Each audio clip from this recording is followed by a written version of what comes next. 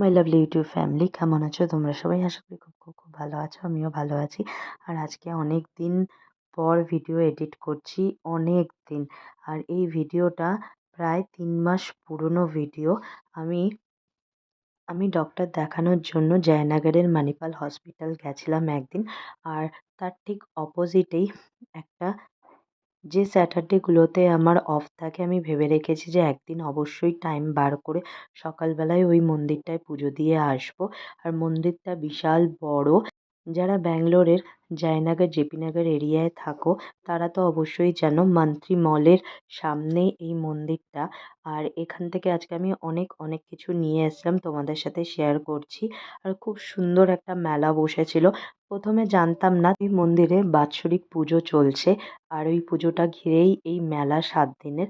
আর মেলাটা খুবই ভালো ছিল। সমস্ত কিছু পাওয়া যাচ্ছে, যেমন সাজার জিনিস পাওয়া যাচ্ছে, তার সাথে ঘরের অনেক কিছু, জামা কাপড়, এভরিথিং। আর তখন শীত ছিল জানুয়ারি মাসে, মেবি আমি ভুলে গেছি কখন আমি এই মন্দিরটায় গেছিলাম। বেশ কিছুদিন আগের এই ভিডিওগুলো, আইদার ডিসেম্বর নয়তো জানুয়ারি মাসে।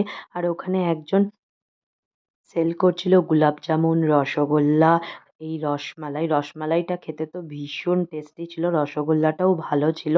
তো নিয়ে এসেছিলাম বাড়িতে সবার জন্য। আর অল্পই নিয়েছিলাম, কারণ জানি না যে ভালো হবে না হবে না। আর একজন ওড়িশার পার্সন সেন্ড করছিল। ওড়িশা আর বাঙালিদের যে কালচার আছে সেটা তো সবাই জানে, অলমোস্ট অনেকটাই সেম, অনেক কিছু সিমিলার। আর দেখো, তোমাদের একটা একটা করে দেখাচ্ছি কি কি নিয়ে এসেছি। এই টুলটা নিয়েছিলাম, দামগুলো আমি জানি না বলা ঠিক হবে কি না। এই টুলটা নিয়েছিল অনলি 100 রুপিস।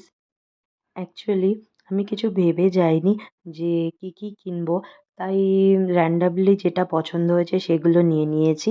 আর এখানে একটা ছেলের জন্য টুপি নিয়েছি। আর এই টাইপের টুপিগুলো এই বছর অনেক উঠেছে।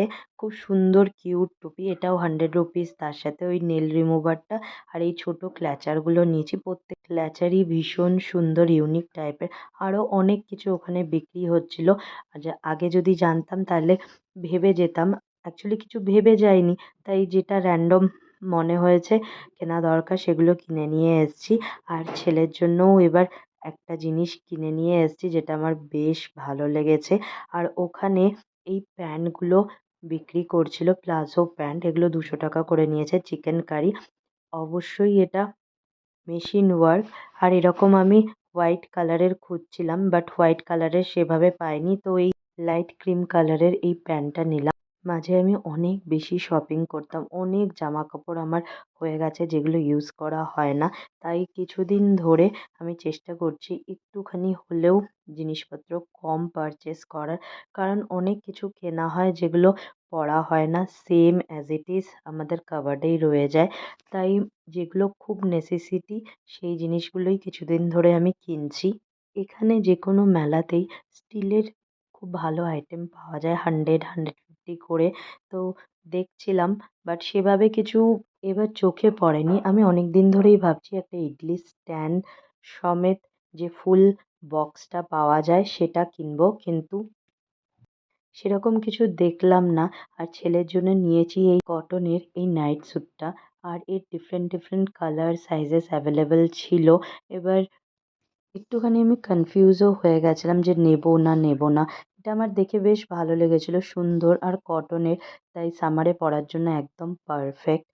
কিন্তু সাইজের জন্য একটুখানি আমার হেজিটেশন হচ্ছিল। বোনের ছেলের জন্যও নেব ভেবেছিলাম, বাট নিইনি।